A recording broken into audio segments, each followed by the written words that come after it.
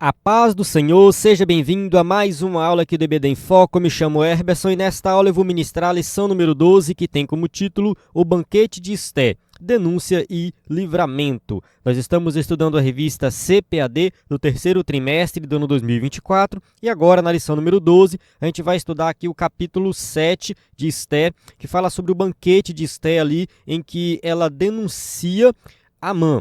A gente já estudou na lição anterior que Esté foi com o rei e teve o primeiro banquete. No caso, ela sentou com o rei, fez ali um banquete com o rei e ela não apresentou ali naquele banquete a sua situação, a sua petição.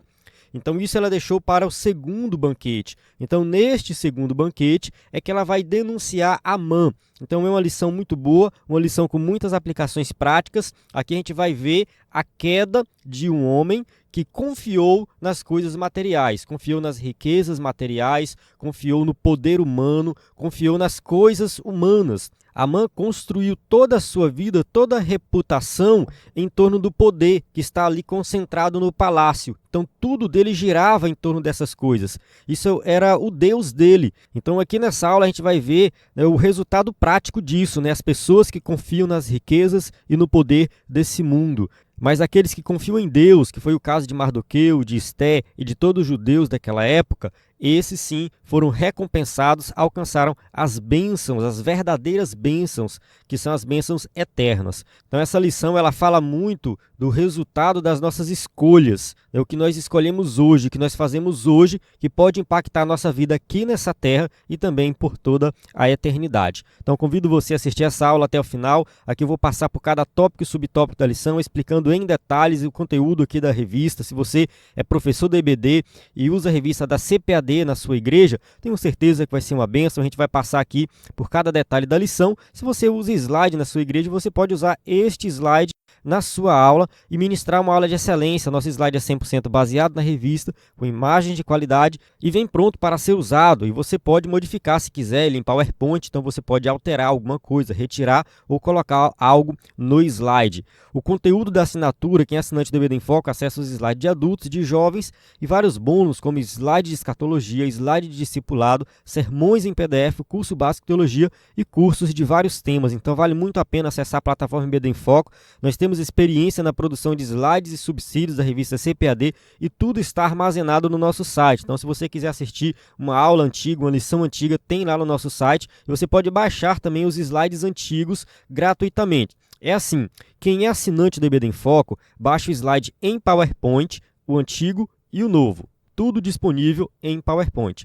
Quem não é assinante do EBD em Foco, acessa os subsídios em vídeo, áudio e PDF e acessa os slides antigos, ou seja, não o atual, mas os antigos, salvos em PDF, que dá para você ministrar uma aula de excelência também na sua igreja com algum tema antigo. Eu quero ministrar sobre aborto, tem. Quero ministrar sobre divórcio, tem. Quero ministrar sobre amor, tem. Fruto do Espírito, tem. Ou seja, a gente tem tudo pronto lá para você ministrar. Então, assim, você acessa a plataforma, site ebdenfoco.com.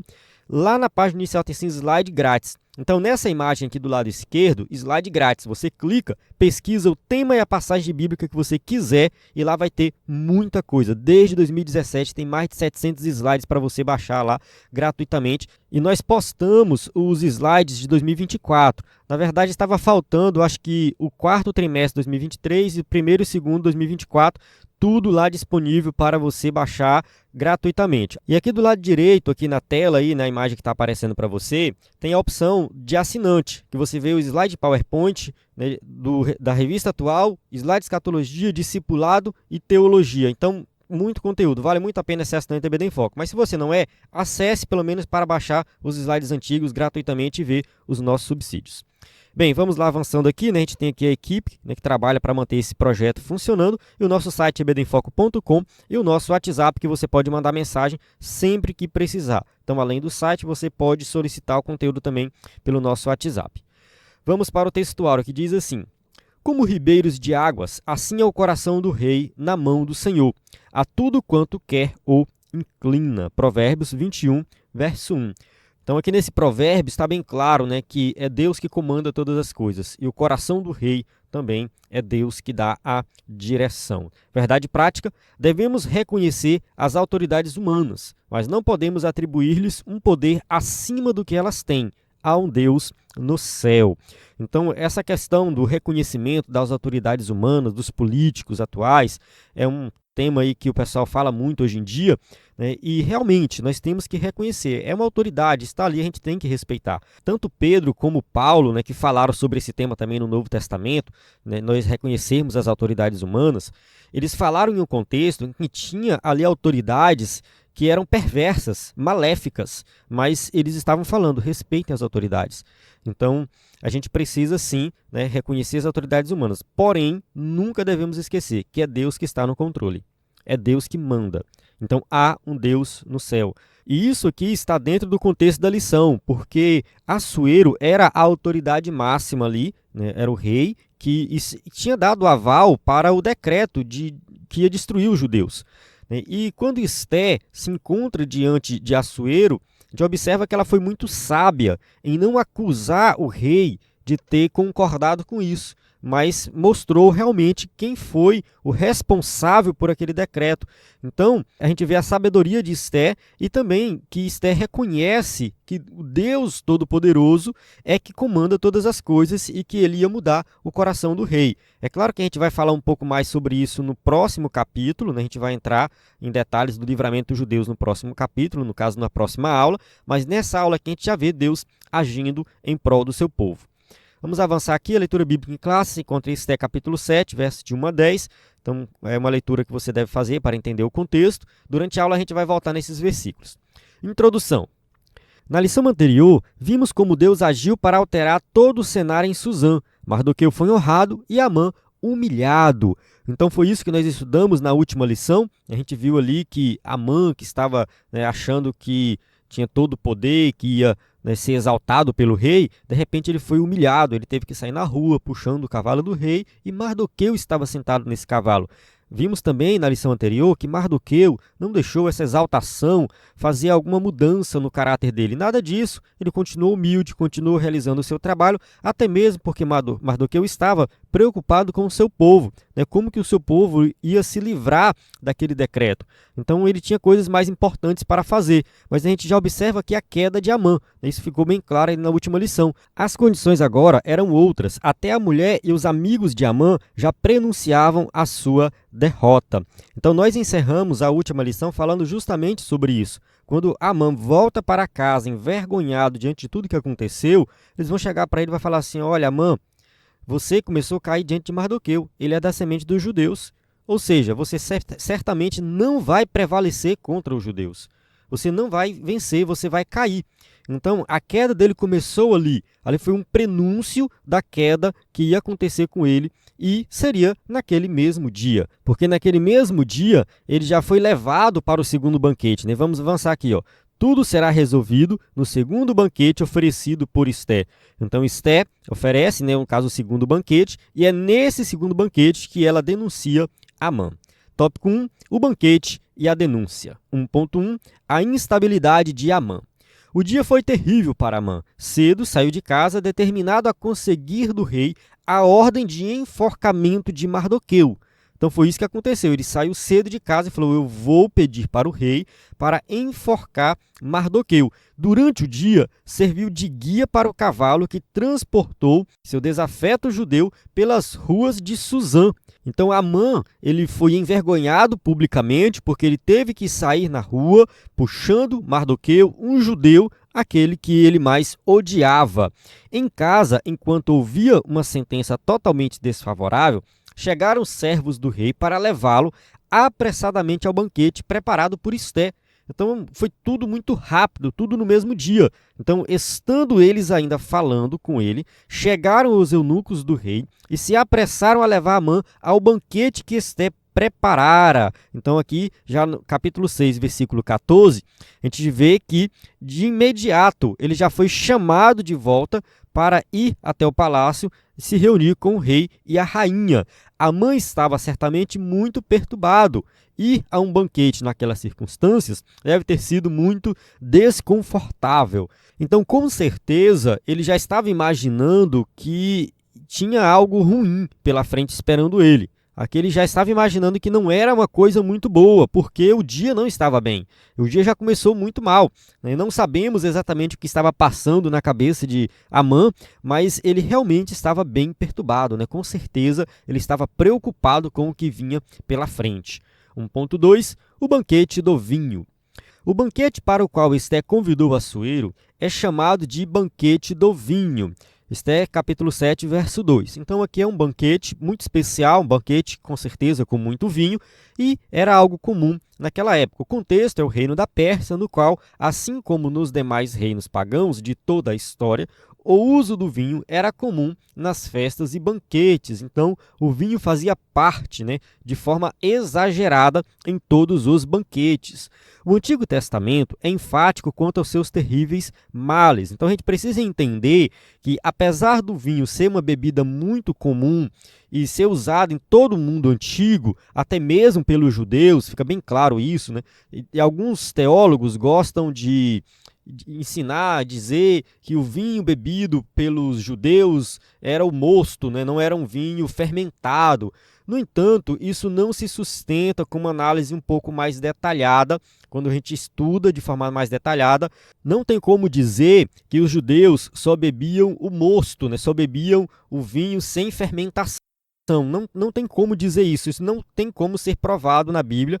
Você pode pesquisar, tem vários debates, algumas pessoas podem discordar de mim aqui, mas assim, a maioria dos teólogos concluem que realmente o vinho que os judeus bebiam era o vinho fermentado. Eles não dominavam nenhuma técnica que mantinha o suco da uva sem fermentar por muito tempo. Tinha a época da colheita da uva, e aquela uva, se ela não fosse processada para se tornar vinho, ou seja, amassada, tirar o sumo para fazer o suco, ela ia estragar. E aquele suco, se ele não fermentar, também ele estraga. No caso, tem que ser colocado dentro das garrafas para fermentação. No caso, fermentar é basicamente isso, deixar lá para que as bactérias façam um trabalho de fermentação, e ali vai ter um teor alcoólico. Então, não tinha como manter esse suco da uva sem esse processo de fermentação. Dizem que os romanos dominaram uma técnica chamada sempre mostum, que mantinha o suco sem fermentação por um tempo, mas isso exigia um local frio e tudo mais, era como se fosse uma geladeira, Então, assim, o processo de manter o suco da uva sem fermentar é um processo que só aconteceu em 1850, eu acho, então coisa mais recente, Começou a estudar a questão das bactérias e tudo mais, aí descobriram que se criasse um vácuo ali, que não... Enfim, dentro da garrafa não ia proliferar as bactérias da fermentação.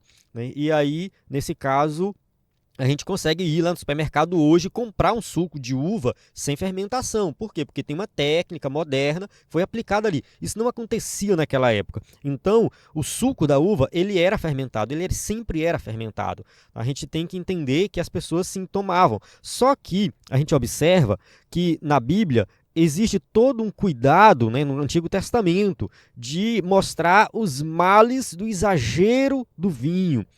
Olha só Provérbios 20, verso 1. O vinho é escarnecedor e a bebida forte alvoroçadora, e todo aquele que neles errar nunca será sábio. Então, apesar do vinho ser consumido pelos judeus, havia todo um cuidado com a quantidade do consumo. Quem era sábio jamais ia errar, ou seja, jamais ia exagerar na quantidade de bebida. E muitas vezes a orientação é que eles diluíssem com água, justamente para diminuir esse teor, né, no caso o teor alcoólico, e também, né, fazer com que eles pudessem tomar uma quantidade maior, enfim. E servia também como remédio. O próprio apóstolo Paulo indica a Timóteo, né, não beber somente água, mas beber um pouco de vinho, porque também servia como remédio.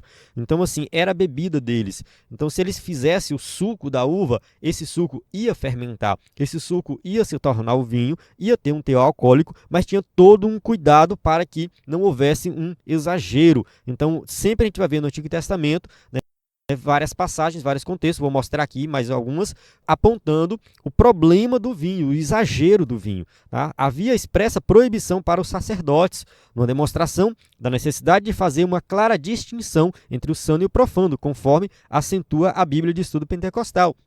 Então, assim, aqui, no caso, com relação aos sacerdotes, a gente vê que eles não podiam ingerir vinho, eles não podiam tomar vinho justamente porque eles tinham um trabalho ali que era santo.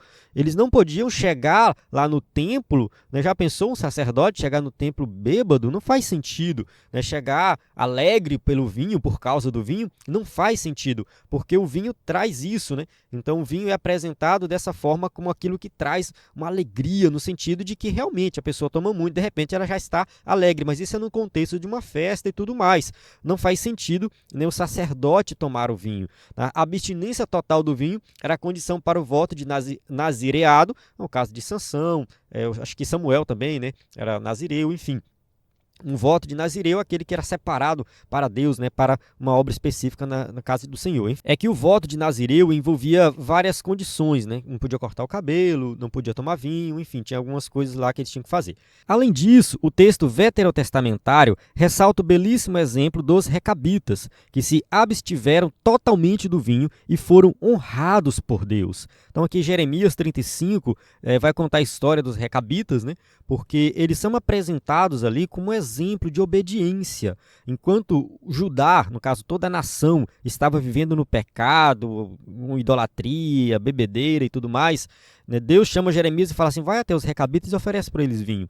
E aí quando Jeremias oferece vinho para eles, fala, a gente não vai beber, porque nós prometemos para o nosso pai que nós jamais tomaríamos vinho. A gente não planta uva, a gente não tem a videira, a gente não trabalha com isso, a gente não toca. Abstinência total. E eles foram tidos como exemplo ali naquela nação. E Deus abençoou eles por causa disso. Então, assim, apesar de hoje ter um debate em que alguns defendem que pode tomar um pouco de vinho, outros dizem que não, é a abstinência total, parece que a abstinência total é o melhor caminho. Tá? Parece que é o melhor caminho, porque, assim, muitas pessoas falam assim, vou tomar um pouquinho, é só um pouquinho. No entanto, esse só um pouquinho pode se tornar uma quantidade grande, pode levar a outras bebidas. A gente vê casos por aí de pastores que são viciados, né, que já estão, né, viciados com bebidas alcoólicas. Não estou falando da Assembleia de Deus especificamente, estou falando do meio evangélico de maneira geral. Mas não vou dizer que também não tem na Assembleia de Deus. Com certeza tem, tá? Não estou defendendo aqui os assembleianos, mas com certeza tem pastores assembleianos que não falta na geladeira deles um vinho, às vezes até uma cerveja, isso acontece, e aí é que está o problema, né? A gente não consegue dar exemplo diante disso, então a gente tem que ter muito cuidado, né? Então, assim, para quem acredita que uma pequena quantidade não tem problema, baseado em algumas passagens bíblicas, tudo bem, fique tranquilo, mas seja moderado e tenha cuidado, porque é perigoso. Tá? Não vou dizer assim, é pecado você beber vinho, não vou aqui, né, condenar ninguém, é pecado, você não pode beber vinho, não é isso. No entanto, se você bebe, que faça isso com moderação e tome muito cuidado, porque é perigoso, tá? É perigoso, o alerta bíblico é esse. No Novo Testamento, o ensino é não se embriagar com vinho, mas encher-se do Espírito, Efésios 5,18. E não vos embriagueis com vinho, em que há contenda, mas enchei-vos do Espírito. Então, o vinho, ele pode sim embriagar. E quando eu falo de vinho aqui, é uma metáfora para qualquer bebida alcoólica. Então, serve para qualquer bebida alcoólica. Se você se embriagar, com certeza vai ter problema. Devemos fugir de toda aparência do mal e nos abster totalmente de tudo que não convém aos santos. A questão da abstenção é uma opção e talvez a mais segura. Tópico 1.3. Qual é a tua petição? Assuero estava mesmo determinado a saber o que inquietava a rainha, a fim de atendê-la. E realmente, né, ele estava ali ansioso para saber o que ela tinha para falar com ele, porque ela já tinha ido à presença dele lá no seu trono, depois teve o primeiro banquete, agora o segundo banquete. Então é isso, né? O fato de Esté comparecer em sua presença, correndo risco de morte, e no primeiro banquete ter mantido suspense quanto ao que lhe afligia, deve ter levado Assuero a suspeitar que algo muito grave estava acontecendo. Então, assim, Assuero sabia que tinha algo acontecendo, mas ele não sabia o que era. Então, ele esperou o tempo da rainha, ele deu tempo para que a rainha fizesse ali a sua petição. Daí, sua prontidão a novamente inquirir-lhe: qual é a tua petição, rainha Esté? Qual é o teu requerimento? Até a metade do reino se fará. Então, mais uma vez, ele repete isso, né? Eu te dou até a metade do reino. Então, mais uma vez, isso aqui é usado de forma metafórica, dizendo que ela pode pedir o que ela quiser. A essa altura, talvez o coração da rainha estivesse acelerado. Ela estava diante do rei e do algoz dos judeus e teria que ser firme em sua declaração. Então, a rainha Esté precisava, né, ser firme na declaração e ela precisava ser muito sábia. E, com certeza, Deus estava usando ela aqui. Então, Esté se revelou uma mulher forte e decidida, denunciando o mal a Amã. Então, ela denuncia Amã diante de tudo que estava acontecendo. Ela aponta para Amã e fala: esse aqui é o mal Amã. Ele está fazendo mal para o meu povo. Então, a mulher virtuosa sabe abrir a boca com sabedoria, sem perder a postura. Provérbios 31, 26. Então, a mulher ela tem que saber falar. Não somente a mulher, mas todos nós, né? Nós temos que saber falar. É um exemplo para todos nós. Nós temos que, no momento certo, falar a coisa certa. No momento de ficar calado, ficar calado. No momento de falar, falar. Vamos para o tópico 2, a fúria do rei contra a injustiça. 2.1, a revelação do plano. Esté detalhou ao rei o que havia acontecido. O que ela queria era a preservação de sua vida e da de seu povo, os judeus. Esté 7, verso 4. Porque estamos vendidos, eu e o meu povo, para nos destruírem, matarem e lançarem a perder. Então, Esté, ela vai falando devagar as coisas, ela não entrega tudo de uma vez. Ela não chega para o rei e fala assim: olha, rei, tem um decreto que você concordou, que vai matar todos os judeus, eu também faço parte desse povo e tudo. Não, ela fala assim: estamos vendidos. Ela começa falando assim: estamos vendidos. Eu e o meu povo seremos destruídos, irão nos matar, nós vamos deixar de existir. Então, ela começa apresentando a situação de forma bem genérica. Esté fez ver ao rei o absurdo do plano, que visava o extermínio de toda uma raça, nada comparável a uma venda como escravos ou servos, o que não era incomum na época. Se fosse isso, Esté disse que não incomodaria o rei. Então Esté fala para o rei: olha, rei, se fosse o caso do meu povo ter sido vendido como escravo e tudo mais, tranquilo, eu não vim aqui te incomodar. No entanto, não é isso que está acontecendo. Estou falando aqui de um extermínio total, completo do meu povo. Quem fez isso? Tópico 2.2. A pergunta de Assuero pode parecer estranha. Não era razoável que não tivesse conhecimento da extensão do decreto assinado em seu nome. Porque assim, Assuero deu toda a autoridade para Amã. Amã, você tem autoridade, faça o que você quiser. Amã que escreve o decreto. Então, Amã que trama tudo e apresenta para o rei. O rei não era ignorante com relação a isso. Ele sabia o que ele tinha concordado, mesmo que Amã tenha assinado, mesmo que Amã tenha ali o anel e tudo mais, o selo real, mas ele sabia, porque Amã apresentou o plano para Assuero. Talvez Assuero não deu muita importância ao nome do povo, ou quem sabe judeus para ele não. Enfim, é só mais um povo que tem por aí, porque assim, tinha vários povos, talvez centenas de povos diferentes ali. Então, assim, para ele não fazia muito sentido ficar decorando o nome de todos os povos e era tudo igual, né? Ele não dava mínima para isso. Então, assim, tudo bem, é só mais um decreto, só mais um povo qualquer, isso não tem importância. Talvez era isso que passava na mente dele. Todavia, não se pode presumir que um rei ou qualquer governante saiba em detalhes tudo o que acontece em seu palácio ou jurisdição. Então, isso aqui acontece muito com a questão dos governantes antigos e atuais, né? Então, muitas vezes, tem uma ação de um secretário da prefeitura em um local e o pessoal fala mal do prefeito. Olha só o que o prefeito está fazendo. O prefeito, coitado, não sabe nem o que aquele secretário está fazendo. Às vezes é um funcionário do secretário, está fazendo uma coisa errada e a culpa cai onde? No prefeito. O prefeito nem ciência daquilo. Então, se isso acontece nos dias de hoje, imagina naquela época, que a comunicação não era tão eficiente e tudo mais. Então, assim, tinha muita coisa que acontecia no palácio, muitas decisões que eram tomadas, porque o rei, ele tinha vários comandantes, ele tinha vários eunucos, enfim, era toda uma movimentação. E era o maior império da época, na verdade, um dos maiores impérios de todos os tempos. Então, coisas para serem tratadas em todo o império. Tinha os governantes das 127 províncias, problemas chegando o tempo todo. Não tinha como Assuero saber tudo o que acontecia, isso é fato. Às vezes, até os pais escapam fatos próximos de seus olhos. No caso, pais que não conseguem observar o que os filhos estão fazendo, as coisas erradas que os filhos estão fazendo. Eu coloquei aqui no slide um exemplo da internet, mas pode ser qualquer coisa. A internet, a gente sabe nos dias de hoje que está na palma da mão dos filhos, e a maioria dos pais não sabe o que os filhos veem na internet, não sabe o que os filhos postam nas redes sociais, não sabe os sites que o filho acessa, os aplicativos que ele baixa, os jogos que ele joga. Isso aqui é problemático, isso aqui traz muitos problemas. Tem que ter controle. Tem pais que falam assim, não, deixa meu filho à vontade. Muito cuidado com isso. Muitas vezes a criança ou o adolescente não tem maturidade suficiente para discernir o que é certo e o que é errado, discernir realmente o que pode ou não postar, e o pai tem que ter controle. Principalmente meninas que muitas vezes, enfim, algum homem pode entrar em contato, pedir alguma foto, alguma coisa. Tem que ter muito cuidado. Se você fizer uma pesquisa rápida na internet, você vai ver os vários problemas, dessa questão aí, da falta de controle dos pais sobre o que os filhos acessam.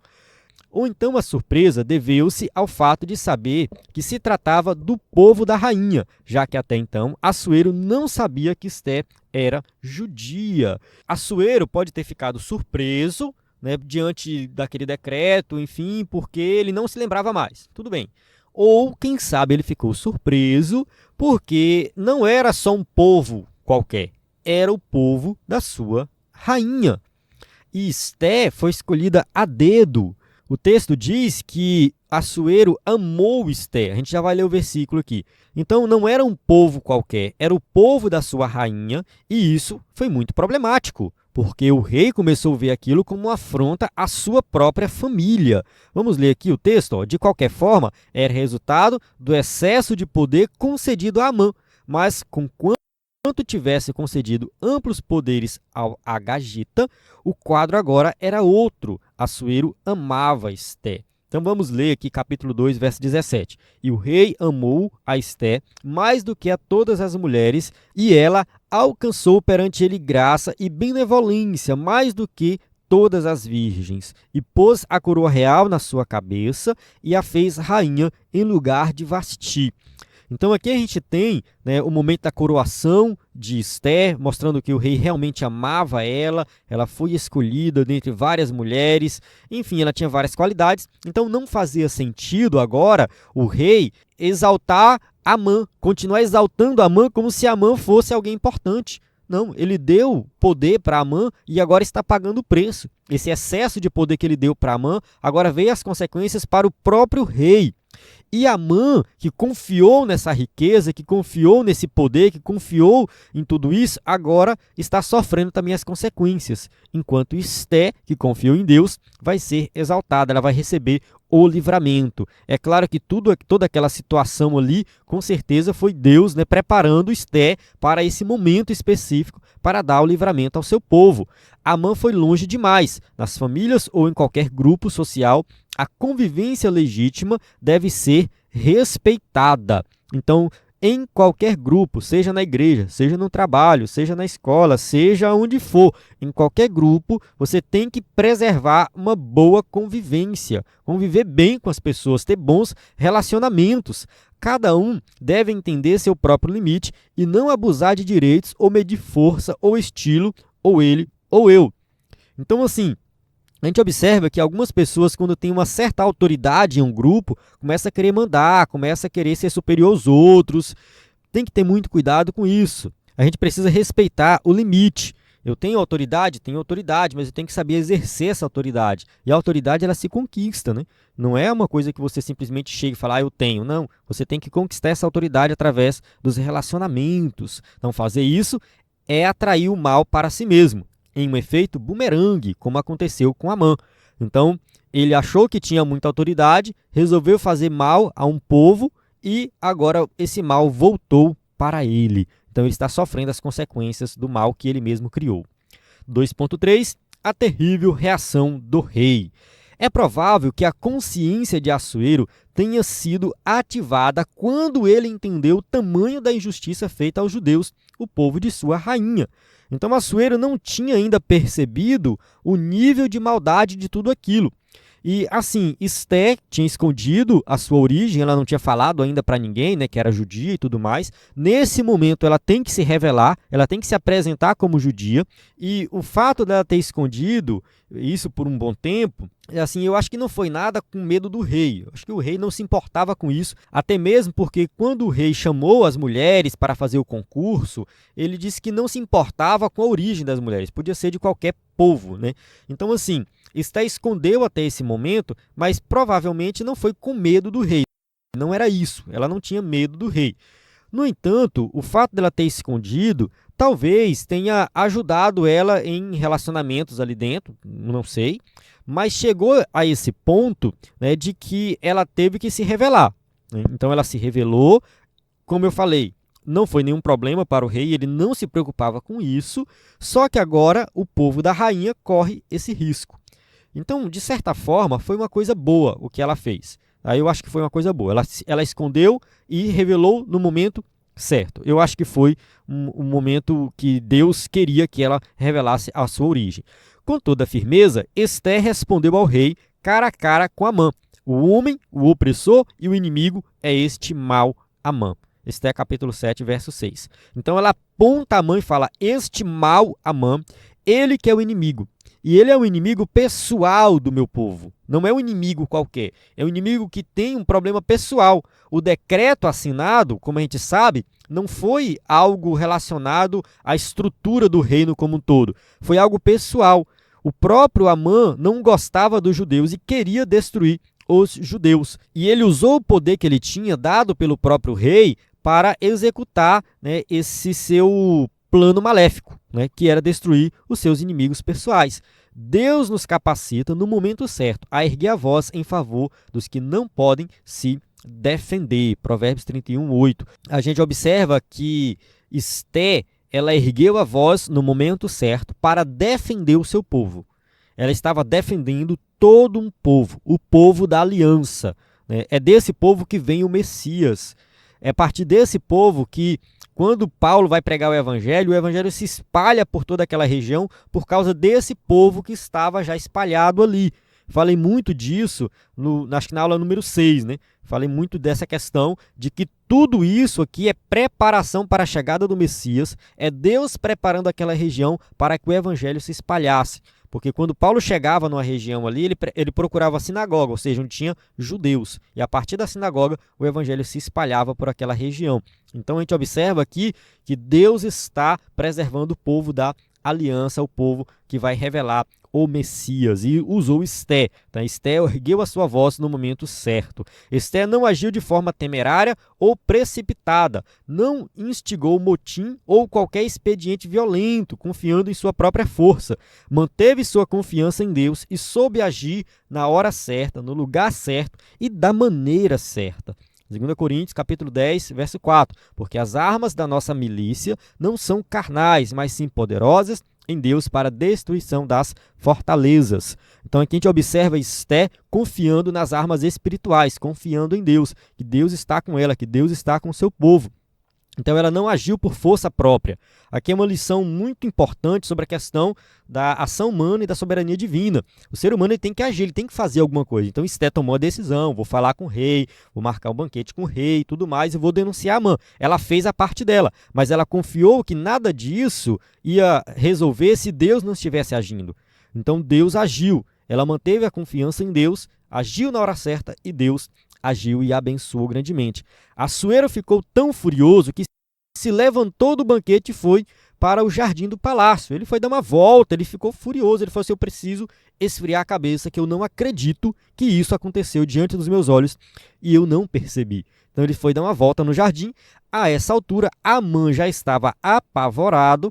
A reação que teve foi se lançar sobre o assento de Esté, rogando-lhe misericórdia. Então ele se lança ali diante de Esté com a intenção de pedir misericórdia para ela, achando assim que se eu clamar diante de Esté, ela vai me livrar, ela vai pedir para o rei para que o rei não me mate, alguma coisa do tipo. Porque se ele pedisse para o rei, com certeza o rei não iria lhe atender. Então ele tinha que pedir para Esté, ele apelou para ela. Então a situação ficou ainda pior. O rei voltou do jardim e viu Amã prostrado sobre o divã da rainha e fez uma péssima interpretação da cena. Amã estaria querendo desonrar a rainha diante do próprio rei?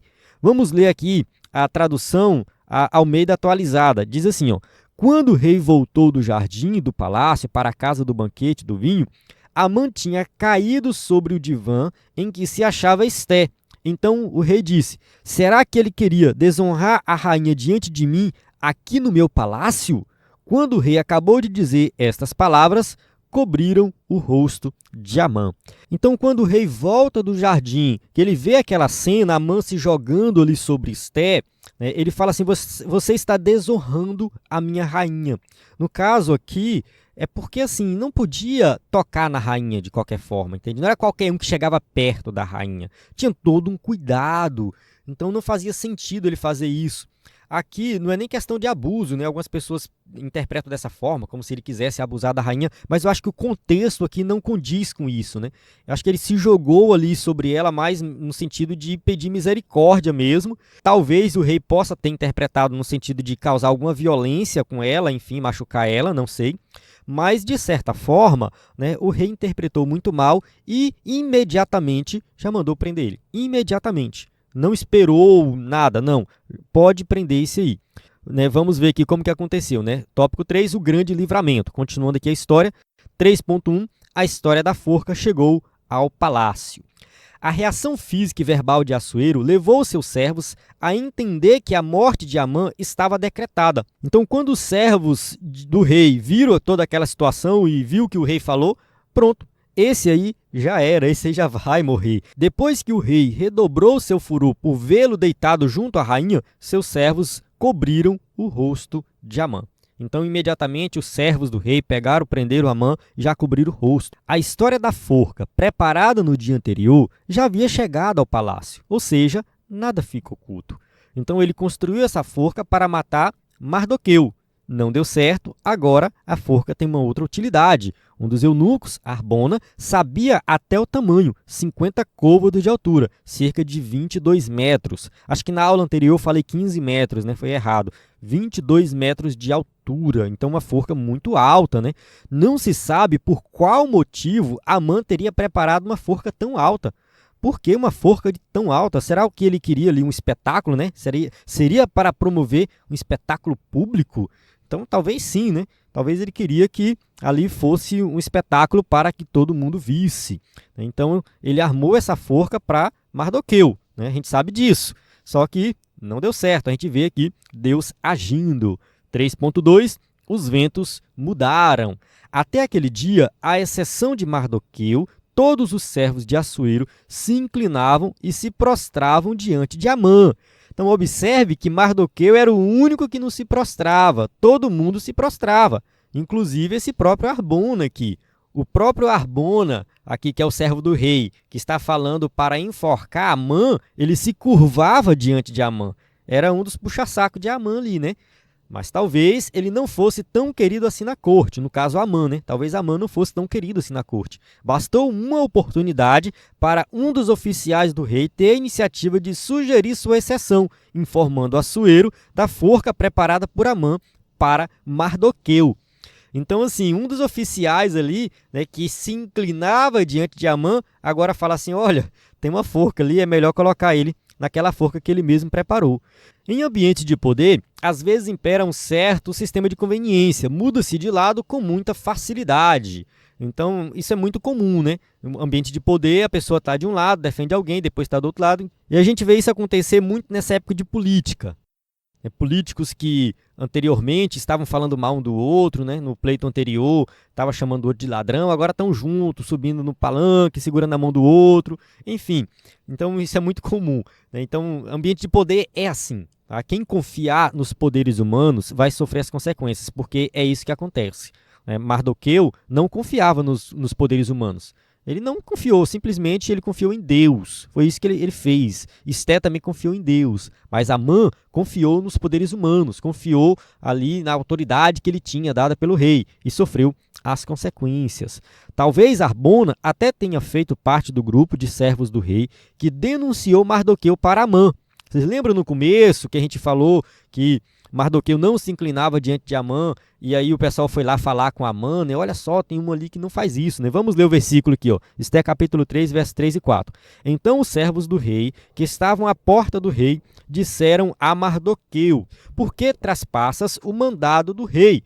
Sucedeu, pois, que, dizendo-lhe eles isso de dia em dia, e não lhes dando ele ouvidos, o fizeram saber a Amã, para verem se as palavras de Mardoqueu se sustentariam, porque ele lhes tinha declarado que era judeu.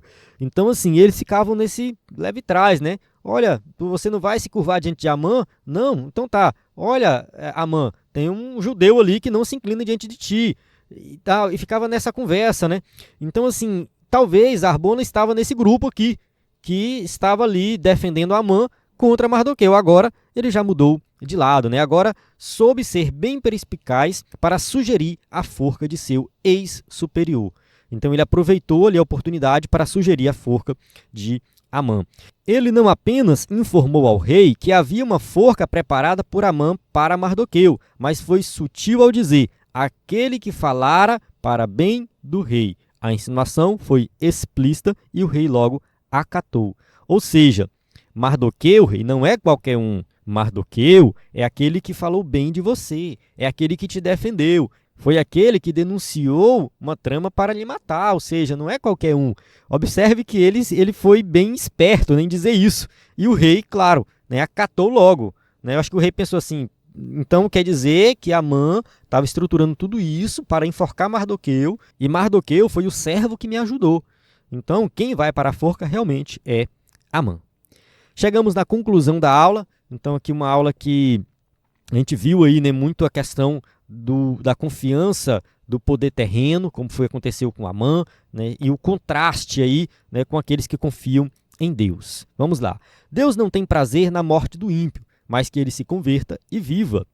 É o espírito rebelde e quanto mais do homem que o leva à perdição. Amã deu lugar ao ódio e planejou de forma implacável e cruel a morte de Mardoqueu e de todos os judeus do reino da Pérsia. Foi enforcado na própria forca que preparou. Que o Senhor guarde nosso coração de toda maldade. Então, assim, aqui a gente não pode ficar aplaudindo: olha só, morreu, tinha que morrer. Não é isso, a gente não tem que fazer isso, tá? Deus não tem prazer na morte do ímpio. A ideia é que o ímpio se arrependa. A ideia é que o ímpio viva e viva uma vida digna. É isso que a gente espera. Só que aqui a gente tem um homem que fez as escolhas, né? Ele fez suas escolhas e escolhas perversas. Devido ao seu coração mau, escolhas perversas, né, planejou, né, de forma cruel matar Mardoqueu e todos os judeus. E, de acordo com a lei da época, ele pereceu, ele pagou o preço. Né, ele foi enforcado na própria forca, né, deixando aí o exemplo, né, diante de tanta maldade. Né? O que vai acontecer com tanta maldade? Então ele sofre as consequências aqui nessa terra e também por toda a eternidade. Infelizmente, assim, sabemos que todos nós temos a maldade no nosso coração, né, a semente do pecado, mas Cristo morreu na cruz do Calvário, e aquele que crê em Jesus como Salvador tem a vida transformada. Então quem crê em Jesus como Salvador, agora o preço do pecado foi pago. Amã deixou o pecado dominar o seu coração, e hoje muitas pessoas continuam fazendo isso, deixam o pecado dominar cada vez mais, são escravos do pecado. Mas nós temos que pregar o Evangelho, porque aquele que crê no Evangelho, esse sim será salvo, será perdoado todos os seus pecados, né, porque Cristo pagou o preço e vai passar a eternidade com Cristo na glória. Amém? Então eu encerro aqui, né, que o Senhor guarde o nosso coração de toda maldade, que nós possamos produzir em nosso coração, né, a paz de Cristo, o amor de Cristo, isso que é importante. Então aqui temos as perguntas para quem vai usar o slide na igreja e mais uma vez reforçando aí, né, o nosso site ebedenfoco.com, na descrição do vídeo tem o link aí para você acessar o site e outros conteúdos. Você pode deixar o seu comentário, se inscrever no canal, né, lembrando que o slide em PowerPoint faz parte da assinatura e você pode acessar o nosso site ebedenfoco.com e entre em contato conosco para tirar as dúvidas. Na plataforma EBD em Foco, você tem tudo o que precisa para ministrar uma aula de excelência na EBD. A paz do Senhor, até a próxima aula.